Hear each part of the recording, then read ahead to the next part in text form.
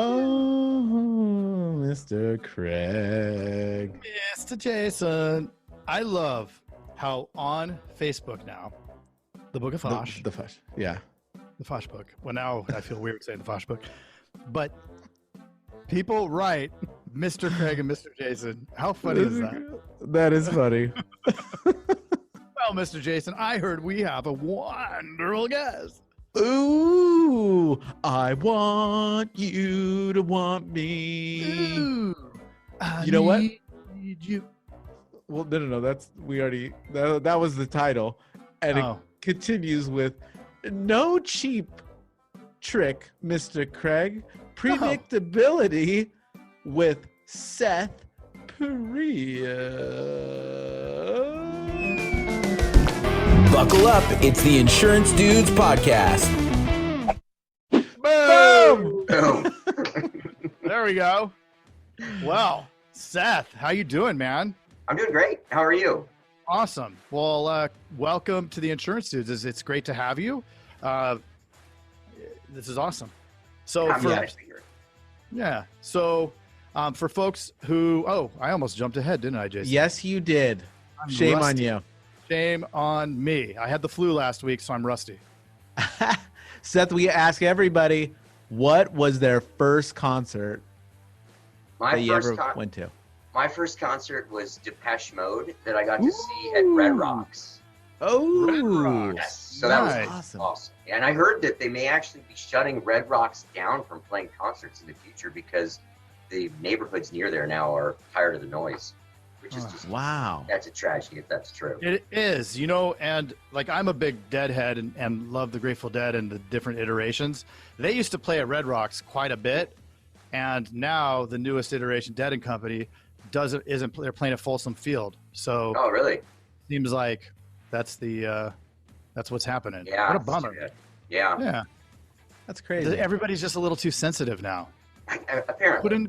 You wear your earplugs at the gym. Why don't you just put your earplugs in and not let the music bother you? Exactly. What year or how old were you when you went to that concert? I think I was a senior in high school, junior in high school. You never went to 1991. Oh, nice. I lived in Colorado Springs, so it was a short trip up there. Do you want to? Okay, so when you lived in Colorado Springs, there was a news anchor. And his name is John Carroll. Either John Carroll or John Fox. Do either of those ring a bell? John Carroll rings a bell. That's my uncle. Oh, really? Yeah. He's one of the news anchors there. So there you go. Look at this. Yeah. Full circle. Full circle.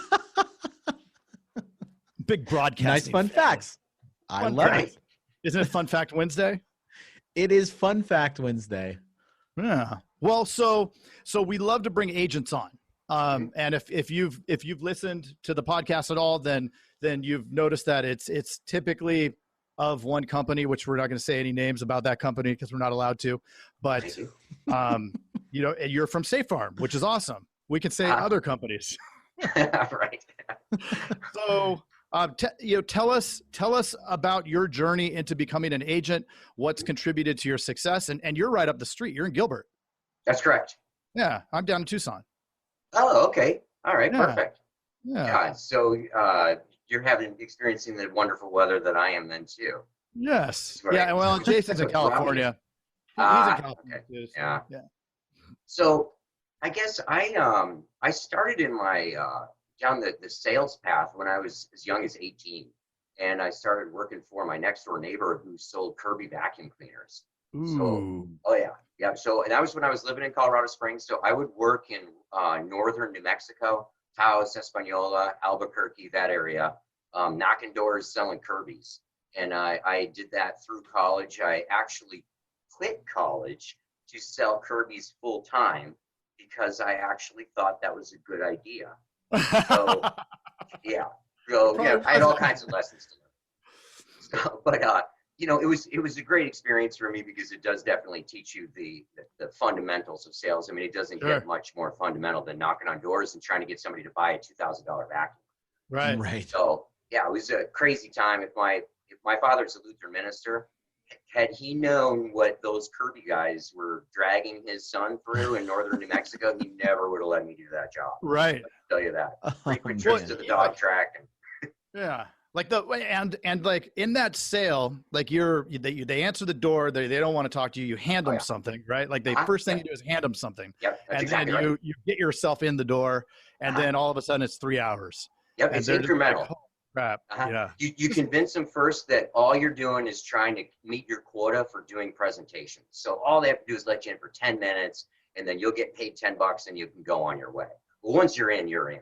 And then we've got all kinds of ways, you start pulling dirt out of the carpet and they're shocked. And so then you're good to go for at least an hour. Yeah. It's remarkable. And on the back end, not to go too far down the weeds on this, but on the back end, weren't there like code words when you're calling the manager on financing and stuff? We didn't do as much of that because we operated rurally. We would still do the, hey, let me go out to the truck and talk to my manager. And then we would just sit there and shoot the breeze for a little while. And then I'd go back in and drop the price some more. But we had an incredible amount of flexibility on that. I one time watched my boss trade in a discount on a Kirby for a pig. So yeah, it was truly the Wild West. What? Wow. Got a pig and gave them $200 off the vacuum. That's amazing. Yeah. But again, crazy. It's very similar to what we're doing, right? When you, and I don't know, are you an internet lead buyer? Oh yeah. Mm-hmm. So you and I compete for the same leads likely. And right, we're buying the same leads. And so, it's very similar because the person fills out the form, they get the call, and then they tell our producers, no, I don't want a quote. And so you have to get your foot in the door, right? It's the same thing. Jason and I talk about it all the time. I think the hardest part of the sale is getting them to agree to the quote. Exactly. Right? And then as long as there's a good sales process, you have a whatever % chance of closing them, but that's just the numbers. That's when you can start building the relationship and you're an actual human being. Right. Right. Yeah. You got to meet them where they're at. That's what you were doing with the, just let me in the door. I'm not going to sell you anything. I'm not here to sell anything. I just need to meet my quota. For demos, right? Yeah. So that's how I got my start in sales. I ended up going back to college and finishing up. And then I hopped through a couple of different positions. I was part of a startup company that was funded by Robert Kraft, the guy that owns the Patriots. I was the sixth employee of a company that grew to over 200, almost got super rich. On paperwork, I think when I was 24, I was worth probably about $3 million. And then, that was 1999. So the day before we were supposed to go public, the market crashed and I watched all that evaporate. So, very painful. It took a while to get over that, but it did open my eyes into technology and what was possible. I ended up leaving there and going to work for a consulting company, which is where I got my background in computers and in technology. And I talked to a buddy of mine who was an agent with State Farm, and he made almost as much money as I did, but he just had vastly amounts more free time. I mean, he was leaving at 5:30 every day. I was regularly working till 9 o'clock at night. I had to travel 5 days a week. And so I said, this is crazy. I want to trade this quality for that kind of quality of life. And so I went through the interview process, got a position in Arizona, and we moved from the Chicago area out to Arizona. That was in 2003. Yeah. Crazy. So 2003, here we are 17 years later. And it's just been a smooth ride, very easy, right? Oh, yeah. Yeah, just no changes. No, nothing changed. Right, just smooth sailing from the day that I started. Yeah. Well, yeah. So for 2003, no internet, basically, right? I mean, a very rudimentary form of the internet. Right. That was the internet operated like your quoting system at State Farm. Right. Yeah, pretty much. Yeah, a lot has changed in the last 17 years. That's for sure. Yeah. Take us through that journey. So I couldn't shake my tech background. And so within probably 6 months of starting my agency, I was a trainee. And so we had to deliver all kinds of numbers and reports every single week. And this actually took kind of a lot of work because you'd have to list all the information one way, then list the same information in another way. And so I automated that process and made this spreadsheet quite a bit tighter. And everybody saw what I did, and they asked me to make more and more improvements to it. And so over time, I actually created a spreadsheet that was used all over the state of Arizona. Then it started to make its way around the country for other State Farm agents all over the country. And we started getting so many requests for upgrades to it and tweaks and this sort of thing that I formed a company, turned it over to my wife and best friend to run. And that company was a company called Racing Snail, which makes productivity tools for the insurance industry, and has expanded out from that recently when it was rebranded as Motivation about a year ago. And so so that's how my insurance path took me through to technology.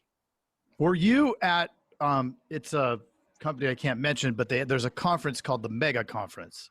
Were you at that 2 years ago in Orlando? I met you. Yeah. Oh, that's great. Yeah. I love that conference. It's awesome. They a lot of, huge agents, right? 30, I don't know what it's some ridiculous amount of premium in that room. But I was there representing my other company, Agency Vault. I don't know if you may not remember. We were like 3 tables over. Yeah, I remember talking to you. That's pretty full crazy. Circle. Look at this. Yeah. Drop the mic. Well, don't. It's too expensive. But okay, so cool. let's talk about marketing, because I think that's one of the 4 pillars of the agency, and it's the most important. It's the fuel, right? It's the gas that goes in the car. How do you define, and then how often do you reallocate when it comes to marketing on what you're going to do and how you make those decisions? So let me back up a second. I want to just make sure. And this, are you guys able to edit the video?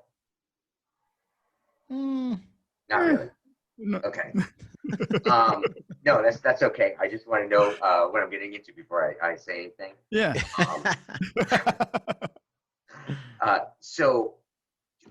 But I have to ask this, otherwise it'll be awkward going forward. So when we set this podcast up, were you wanting to talk to me about my agency or about the technology portion of it on Motivation, the other company that I started? Anything that relates to fellow agents, bringing value to agents. I think that number one, agency owners love to identify with other agents and hear successful strategies. And most certainly, if Motivation has something that also can in tandem offer, and I know that it does, right? Then there's certainly stuff to talk about, and we can put a link to all that at the end and talk about some kind of offer. That's fine. Okay, sure. Yeah, I just wanted to make sure so that I didn't get us off track. So absolutely. So we like to go off cuff too, and it's really honestly like we've had people that have, it's interesting what brings all the stuff that comes with insurance. Somebody might be in insurance, but then they have a mortuary, or they have barbecue sauce, and it's like, oh, that's so cool. And then it's like, how did you get into that? And those are 2 actual examples, real examples. Yeah, so that's totally true. So, and they are very much related for me. So, because a lot of what I did on the technology side was based upon what I was dealing with within the agency. So, to your question about marketing, right there, one of the issues that I dealt with early on in my agency was spending tons and tons of money on internet leads, and then having no idea whether or not they were actually fruitful. So we spend. We're constantly analyzing the return that we're getting on our marketing, because we track very carefully how much we're spending every single month on each marketing source. We segment that out, and then we keep very close track of what we're quoting from that marketing source, and also what we're closing. So, and then we track the premium that we've closed by market source, so that we can then evaluate where we're getting the most bang for our buck. So I remember in one example, we found, and then I say that I do all this stuff, but then I'll admit that I didn't look at it for about 6 months.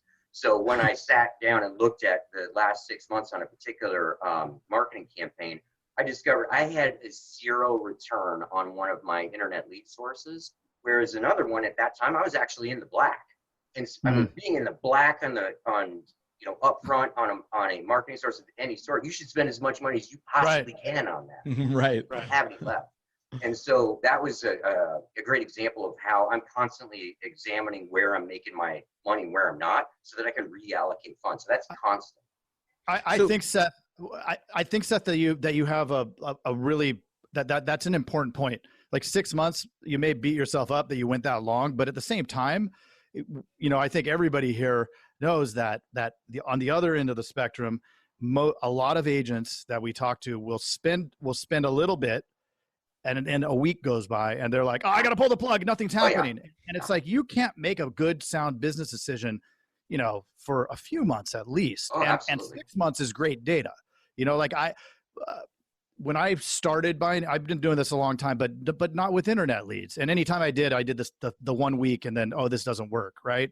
And with Jason really, really pushing me on internet leads, it was, I'm a month in, I'm like, nothing's happening. I spent 15 grand or 20 grand. And, and he's like, just be patient. You got to keep working. As long as you have that process in place, it isn't a leaky bucket. It's actually just takes a little time. And then all of a sudden, lo and behold, 75 days later or 60 days later, it was like, wham, my cost per sale is all of a sudden at 150. Right. I went from 700 at the beginning to 150. And it's like, oh, okay, I'm making money now. Exactly. And so, that's the thing that I think that agents are too impatient and they want that instant gratification. Jason, I'm sorry I cut you off. No, that's, I love your point, Seth, because I think that a lot of people don't analyze that data. And the bottom line is that it's a learning experience too. Like a lot of it is a learning experience, and there are some upfront costs to that.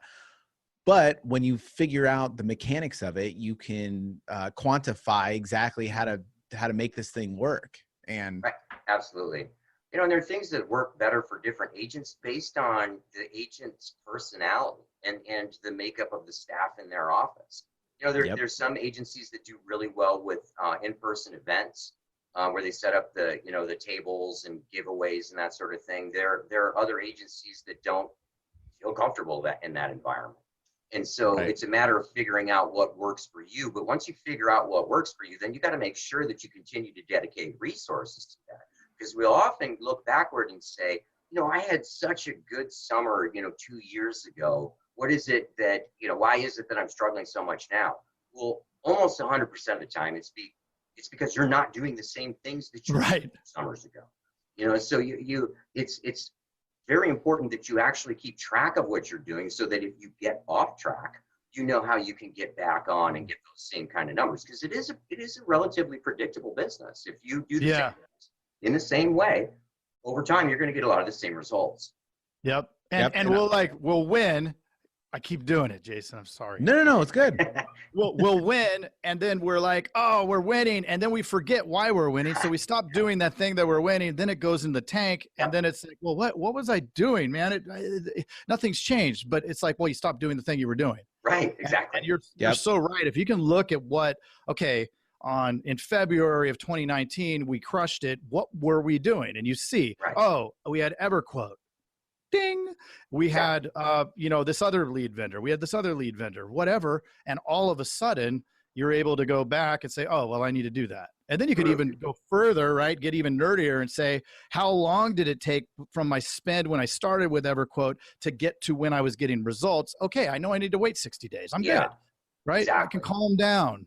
But everybody's so afraid of spending the money and then waiting to see the results. Right. Yeah, that's totally true. It takes a while, especially it can take a while to learn how to work a particular new lead source as well. Yeah. Different nuances to that. Right. You have to be patient. And I think to your point too, going into the, having a process for it so that you can say, okay, this lead source is what's working, and don't do 7 lead sources. Like there's no way you'll know. You won't know. No way. Yeah. And then how do you know which one's working or not? And I've actually told agents this: if you go to 3 or 4 more new lead sources at a time, you're going to fail. 100% of the time you will fail, because there's no way you can track the ROI on all those different things, especially some of the ones like events. Well, events are probably a lot easier, but like mailers and stuff. Don't do mailers and internet leads. Like that's crazy. Because you told me it was crazy, and I did it anyway. I am no longer doing mailers. It's just like why is my credit card bill's 50 grand? It's like, no, just stick to the one thing, get that working, then add another thing. Yeah. Make it simple. Keep it simple, stupid. That's referred to me. It's not a complicated business. No, it's not. We overcomplicate, don't we? Oh, absolutely. Yeah, and I see that all not just on the marketing side of it, but also on the compensation for team members is another place that I see agents really overcomplicating things by making and frankly, a lot of your large captive carriers do something similar, where they have bonuses or scorecards, et cetera, that are so complicated people don't really understand them. And you end up having people just kind of doing whatever they're going to do in no regard to what the compensation plan is in place. And so that's another thing that we've spent a lot of time on simplifying so that producers have clear visibility into how they make money. If they know how they're going to make money, they know exactly what they need to do to make that money. And it's simple as that sounds. Very often that's not the case. I know of agents that have such complex plans that their staff have no clue how to make any money. So they just do whatever they're going to do. See how it comes out in the laundry. Yep. And how did you do that specifically with your comp plan? So this is one, and I get asked this all the time, like, what is the magic formula for compensation? I mean, I've probably been asked that 1,000 times. So I strongly believe that there isn't one. There are some rules that you need to put in place that you will reliably get better results from your people if you do them. But in terms of, should you pay a percentage of commission versus a flat dollar? Should you pay lump sum bonuses? There's no right answer to that. No. They're just it can be what your preference is. A lot of it will have to do with your team. Like at one point in my career, a very small staff, and I had an alpha female. She just ran that office with an iron fist.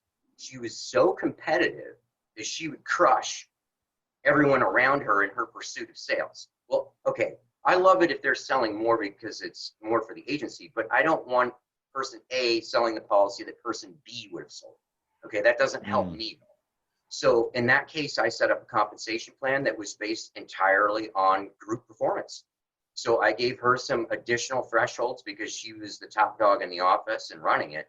And all that hyper competitive activity went away overnight. Very simple thresholds with this number of policies, you get this amount, it goes up, you get more. So in that environment, that was exactly the right plan. So what I tell people usually when they're trying to figure out what they should be doing in terms of compensation, number one is what we already talked about, is keep it simple. It should be like a resume. It should fit on one page. If it's longer than that, it's far too long. The second thing is that you have to understand that people are not reducible to a financial equation. So if you think that you're going to develop just the right compensation plan to take your agency into the future because you figured out how to motivate them through money, you're delusional. It doesn't work. Yes. So if they're motivated by money, then they're us. Exactly. Yeah, right. And even agents as motivated by money as we are, we'll all reach that point at which, hey, you know what? I'm going to spend more time with my family. That's exactly the root of why money is not a reliable motivator, because there are so many other elements that come into play that will dictate how important it is to them. And everybody's got a different level of financial security and what they consider to be enough. And because believe it or not, people do think that there is enough money for them at some point. And at that point, they will start making different decisions that maybe result in them doing other things than working on making money. And so that being said, you're better off to come up with compensation plans that are very straightforward and they can visibly see how they're going to get paid, and then make it more lucrative as production goes up. And there's a variety of ways that you can do that.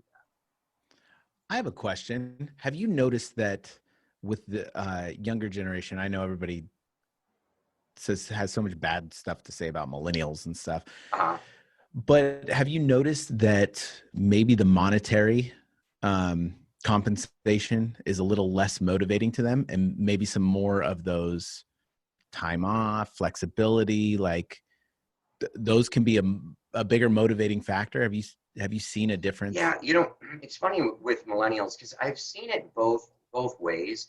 Oftentimes they'll tell you that they're not motivated by money, but then it is amazing, what happens when you put a financial incentive out there for them.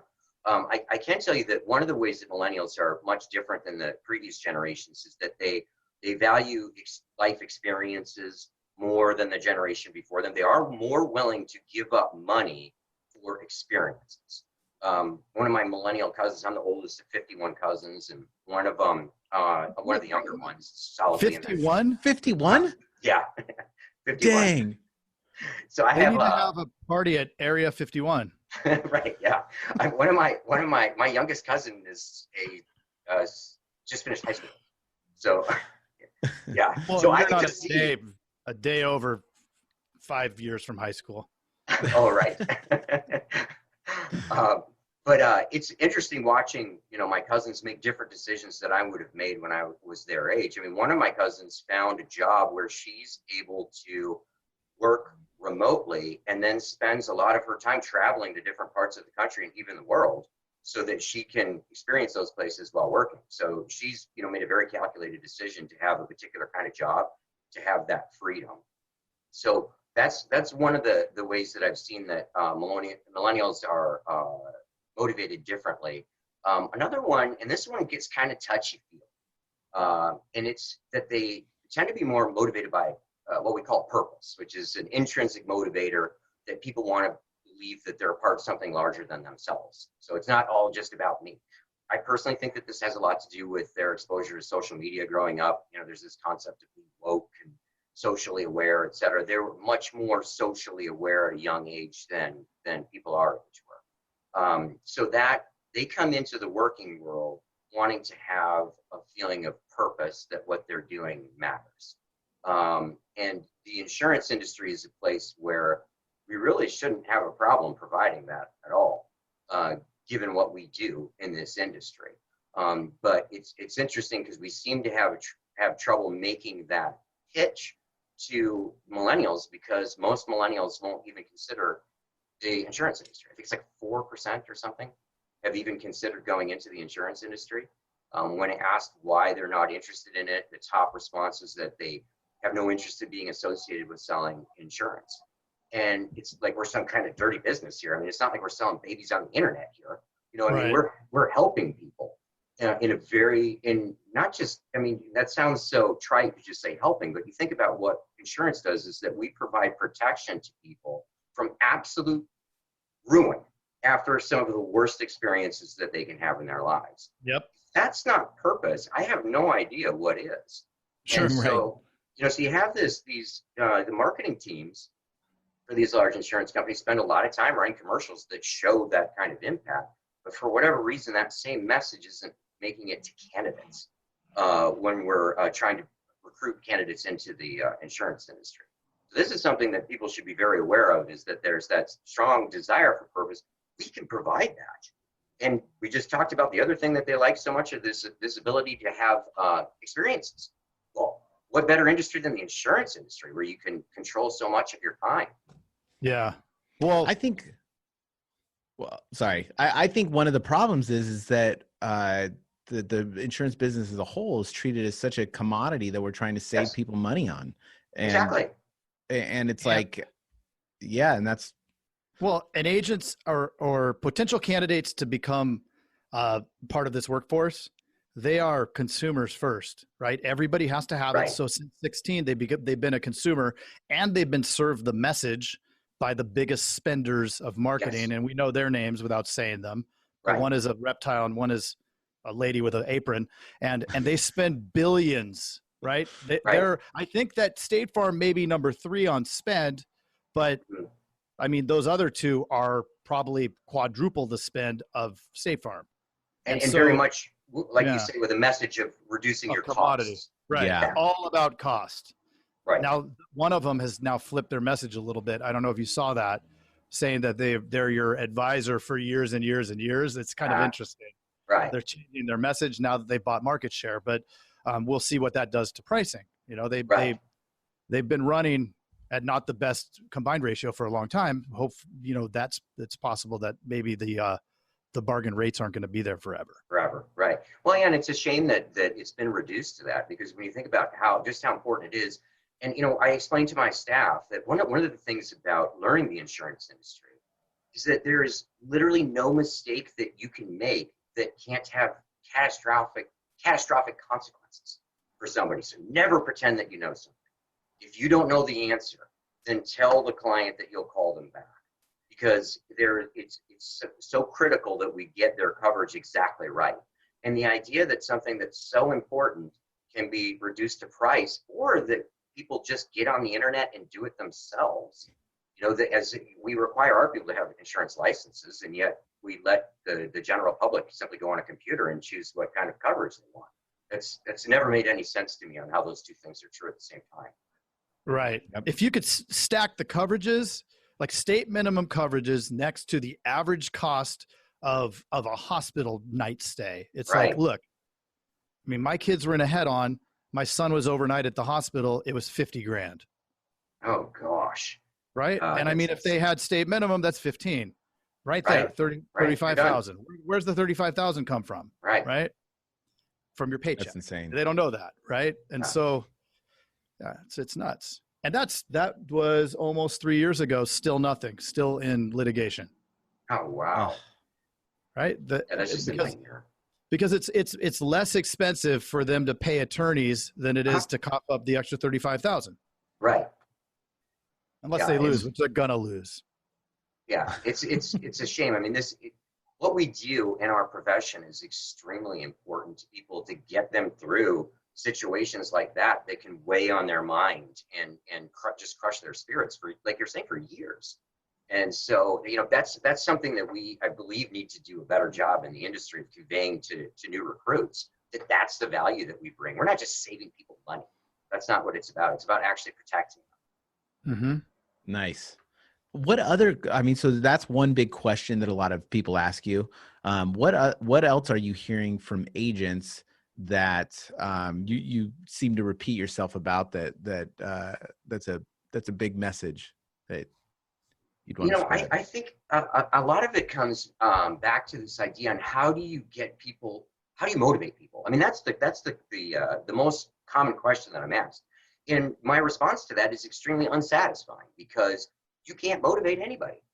Motivation it's really just a fancy word for wanting something. I mean, it comes from within them.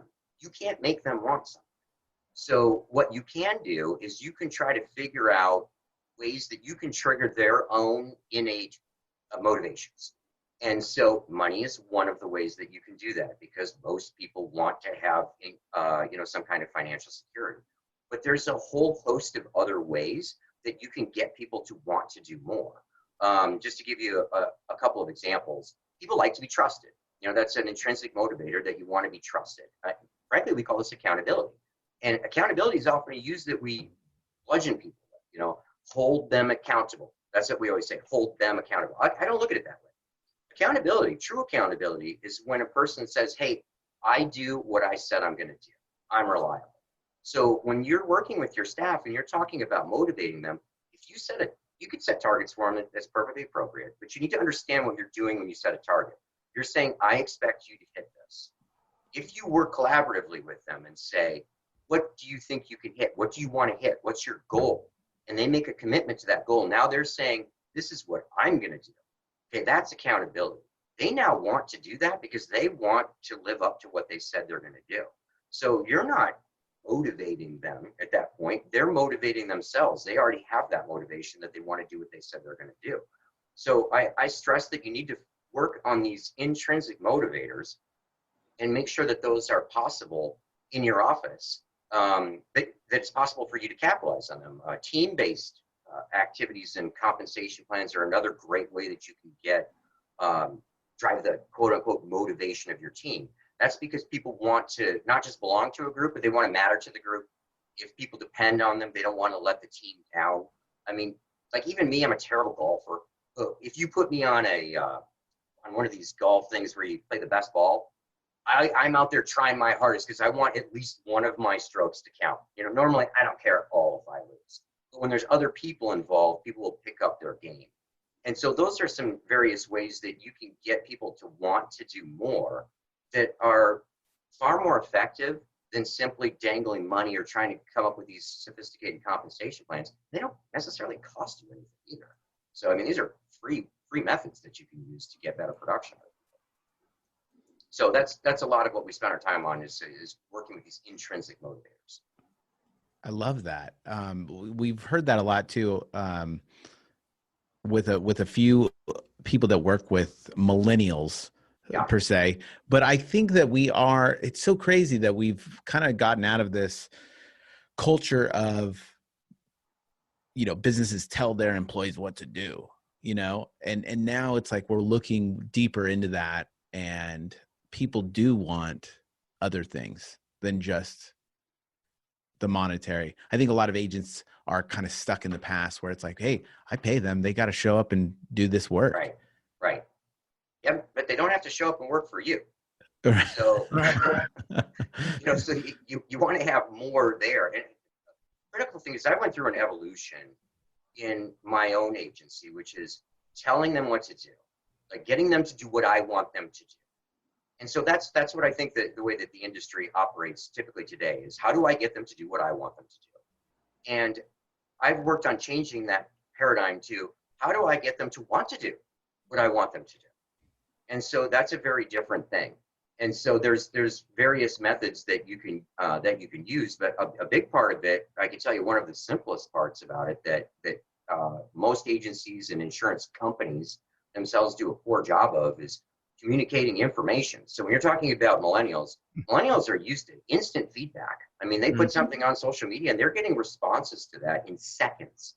And yet I talk to salespeople all the time who have absolutely no idea what they're going to get paid until it shows up in their bank account. So how do you expect people to make decisions that, to do more when they have no idea what they've actually even done? And this is once again, it's pretty simple, but it's very rarely done. I mean, people have no idea what they've sold or what they need to sell in order to hit the next level of this, that, or the other. So that ability to provide information, especially to millennials that are used to getting this constant feed of information, is just critical. It is. So you're highly process oriented. You seem very mechanical. Like, do you think your tech background kind of got you there? Because everything that you're talking about is ways to create predictability, like predictability with your staff, predictability with your leads. Yes, absolutely. Quantifying it. And a lot of I'm not sure that it really comes so much I think the technology part probably plays a role in that. But actually, when I started selling Kirby's, it was very much about, we knew that if we knocked on 30 doors, we would have roughly 10 conversations. The 10 conversations would lead to 3 presentations, and the 3 presentations would lead to 1 sale. And so pretty much every industry has some sequence like that one of events. Yep. You got your key performance indicators up front that will predict how much you're going to sell. And so when we would return from a trip and I would say, I had a terrible week, I didn't sell anything, they wouldn't ask, how many did you sell? They would ask, how many doors did you knock? They'd get right to the root of the problem. And so there's far too much emphasis placed on lagging indicators of how much do they sell. You need to sell this and you need to sell that. Imagine if you're a coach for a football team and you just tell the team that they need to win more games. I mean, that's essentially what we're doing when we tell our team members that they need to sell a lot. And right. So, what I liked about that experience at Kirby was seeing that, hey, it's these activities that lead to the sales. I cannot control the sales. I cannot just sell more. I can, however, knock more doors, which will lead to more conversations, more presentations, and ultimately more sales. So that's kind of been the foundation for a lot of what I've done is based on that concept. And it's so remarkable because everybody continues to look for the answer when the answer is right in front of them, and the same, like our KPI is, how many quotes did you do? Right. I didn't close anything this week, or last week was terrible and I was so busy. How many times were you on the phone doing a quote? Yeah. Well, I don't know. You don't know. Well, then that's why you didn't sell anything. Exactly. I mean, if you don't, because we know what our closing percentage is, or we even, like you and I, everybody, every agent has access to all this data, right? The market, the territory, the country of what the closing percentage is. When people say, our rates are no good because I'm in Georgia, or our rates are no good because I'm in Oregon or whatever, it's like, well, your market has a closing percentage. Right. If it's no good, then it's 8%. So work backwards. Work backwards. You will close 8% no matter what.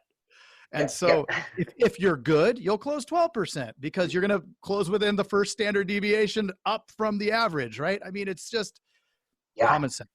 You're right. And so what happens though, a lot of times is that people don't track those leading indicator activities. So you know that the closing ratio is 8%, and you can back your numbers up to see how many activities you need to do to generate those sales, but then you don't keep track of how many activities you're actually doing.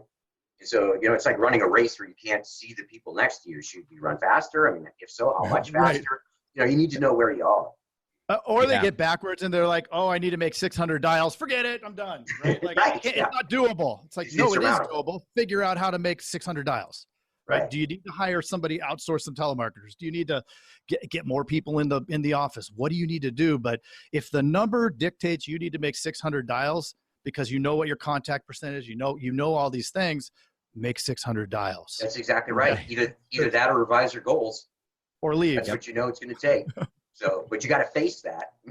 Anything else, you're just wishing. Right.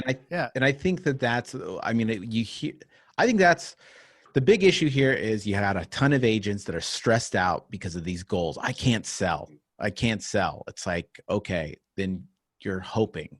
Like all this stuff does is creates predictability, and the predictability is really the freeing of the agent, where you don't have to stress, you don't have to worry.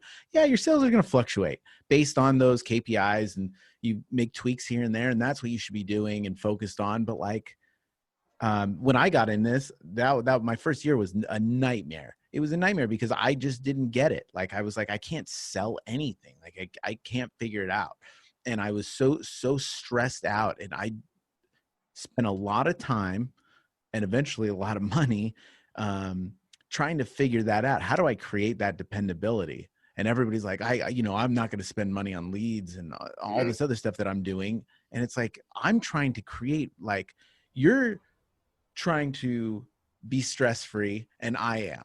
We're both in the trying to get the same goal accomplished.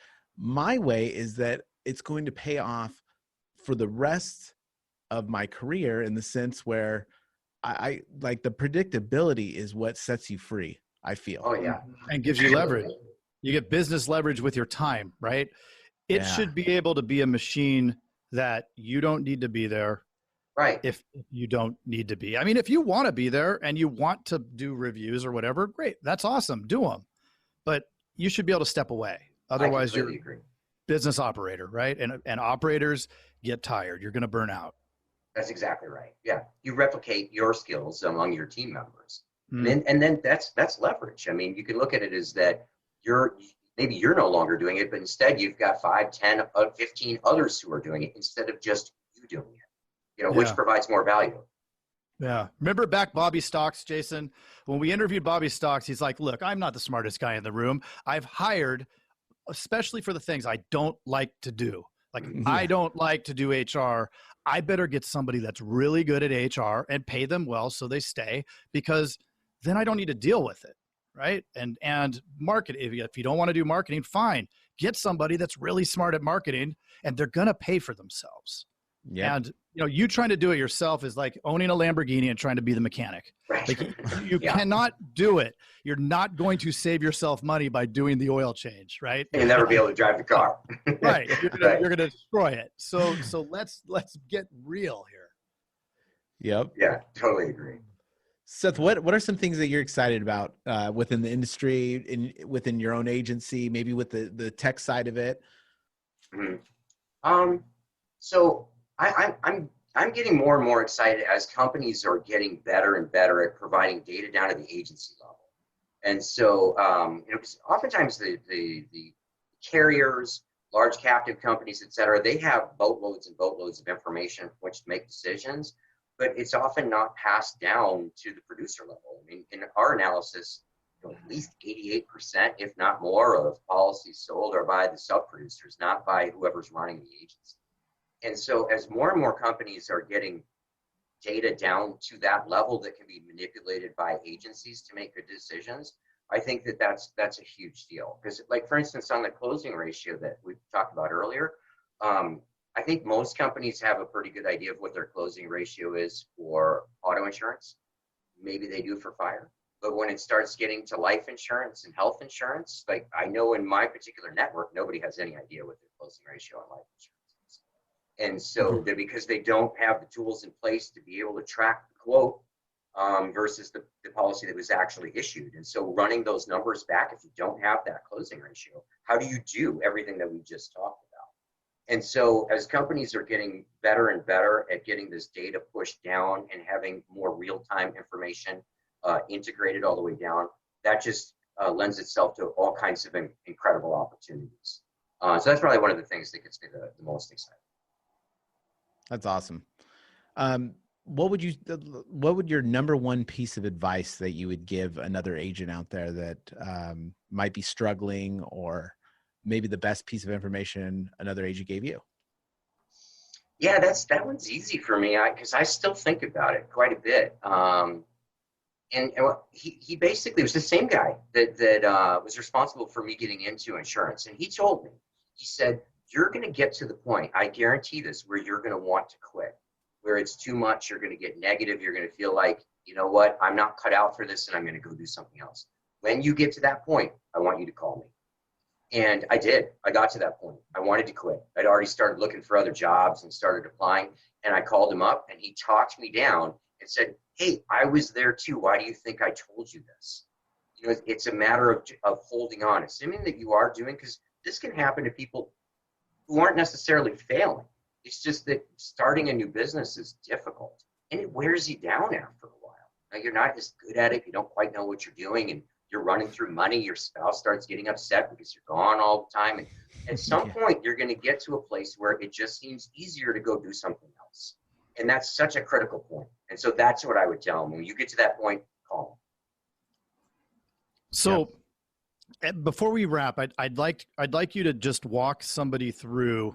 It was Racing Snail, and now it's, remind me. It's called Motivation. Motivation. I like Racing Snail. What's that? You liked Racing Snail? You know, I like that name. It's great. Oh, it was, when the name changed, it was controversial inside the company. I can tell you that. Sure. Because everybody likes that name, Racing Snail. Nice. Well, so walk us through, because I think that you created this as a result of, or to solve the problem of not having enough visibility into the data. Exactly. Yeah, that's correct. And how does it help the agent? Does it help all agents, all captives, all independents? Can it? So yeah, we have two products now, and so one of them is Racing Snail. That's our core product. That one's very much a productivity management tool that enables agents to see who's selling what, for how much, where they're making money, where they're not.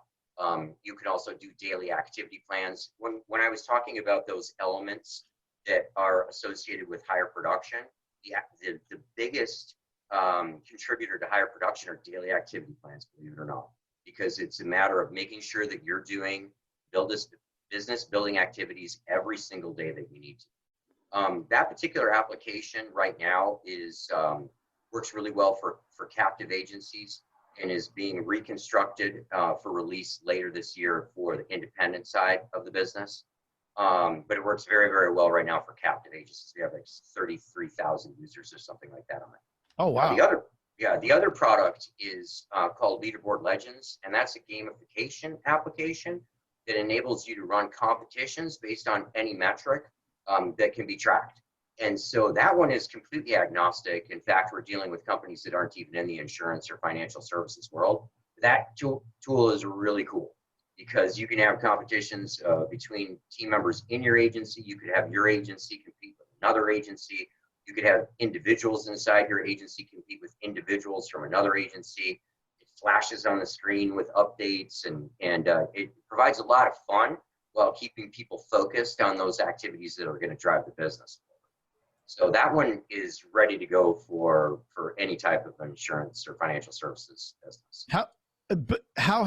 What kind of response have you seen with the people that are using it, and how excited they get about the opportunity to have this gamification? Oh, it's crazy. I mean, it's been very rewarding. We have two very, very large pilot companies that we're working with right now.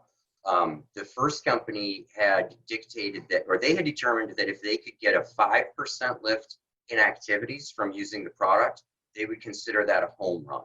So right now we're tracking at about a 22% lift in activities over a course of I think, almost a year.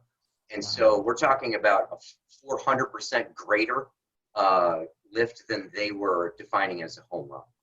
And so, yeah, so that's been pretty typical. The thing with gamification and running competitions, et cetera, is that you have to be a little more sophisticated than simply running a competition all the time, because they'll lose their effectiveness over time. And so we've built a bunch of capabilities into the product where, like, you can create teams, and we have the ability to give out prizes during the course of the competition based upon completing certain activities, that sort of thing. All of those things add up to create sustained lift over time. That one, I got written up in Forbes, on Forbes.com for that product. Wow. And so it's been extremely gratifying. You know, that's awesome. So we gotta get a link to that too. That's what I'm. In the show notes. Yeah. Give us the link. Sure. It's www.motivational.com.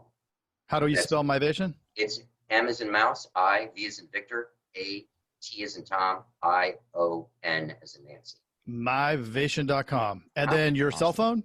I'm just kidding. I was about to give it. You could have got it. I know. No. Don't do that. We get a lot of phone calls. Then we have to edit. Yeah, no editing. No editing. We're bleeding editing. So, well, great, man. Seth, so good to have you on. We really appreciate you coming on. We will put the link to Motivation so people can check that out. I'm sure there's demos and some stuff you can play around on the website. I'll admit that I've been on kind of looking at it right now as we were talking. But thank you, man. Well, thank you for having me. I really enjoyed this. I like the video format. I have to admit, I like this quite a bit. We did it. We pulled it off. Yeah. We like it. Yeah. We like to be able to see people. Like, it's like we're hanging out, you know? Oh, yeah. If you're just on the phone, it's I really appreciate the opportunity. Yeah. That's awesome. And I think, honestly, I like all the stuff that you've given is it's the difference between people that are successful and then people that are stressed out and don't know what to do. And it's really that predictability factor and that, being numbers oriented and really setting up great systems. I totally agree. So boils down to something pretty simple. Yeah. It's simple, but I guess it's hard to get us some of us to do it, you know? Yeah. Awesome, Seth. Thanks so much. Thanks, all right, thank you guys. I really appreciate it. Have a good one. You too. Take care. Hey, you've got to check out the Insurance Dudes Inner Circle coming soon, where you get extended interviews as well as live coffee talks in our private Facebook group. Join the mailing list today at theinsurancedudespodcast.com. Hey, thanks for checking out the Insurance Dudes. Hey, please subscribe. We got some really great stuff coming out.